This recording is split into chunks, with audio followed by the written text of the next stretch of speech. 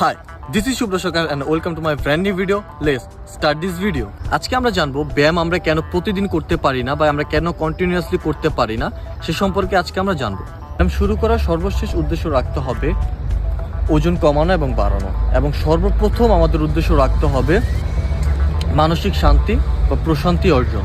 কিছু মানুষ আজীবন ব্যায়াম ধরে রাখে এবং কিছু মানুষ কিছুদিন পর পর ব্যায়াম ধরে এবং ব্যায়াম ছেড়ে দেয়। তাদের ভিতরে একটি কমন আমরা বিষয়টা লক্ষ্য করবো, সেটা হলো মানসিকতা বা মাইন্ডসেট।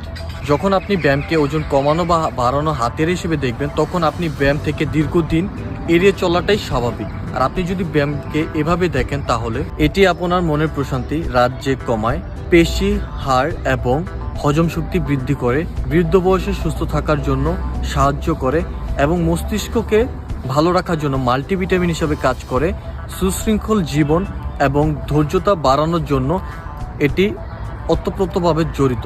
তখন ব্যায়াম এড়িয়ে যাওয়া বা এটা থেকে বিরত থাকা খুব কঠিন হয়ে পড়ে। কিন্তু আপনি যদি এটাকে পানিশমেন্ট হিসেবে নেন, তাহলে আপনি এটা থেকে অটোমেটিকলি বের হয়ে যাবেন। তাহলে সর্বপ্রথম আমি বলবো, ফিটনেস লাইফটাকে এনজয় করুন, এটাকে নিজের জীবনে অভ্যাসে পরিণত করুন, তাহলে আপনি সুস্থ থাকতে পারবেন এবং ফিটনেস থেকে বা ব্যায়াম থেকে দূরত্ব আপনার লাইফে আসবে না এবং এটাকে এনজয় করতে পারবেন। তাহলে দেখা হচ্ছে পরবর্তীতে ভিডিও। আজকের জন্য এতটুকু।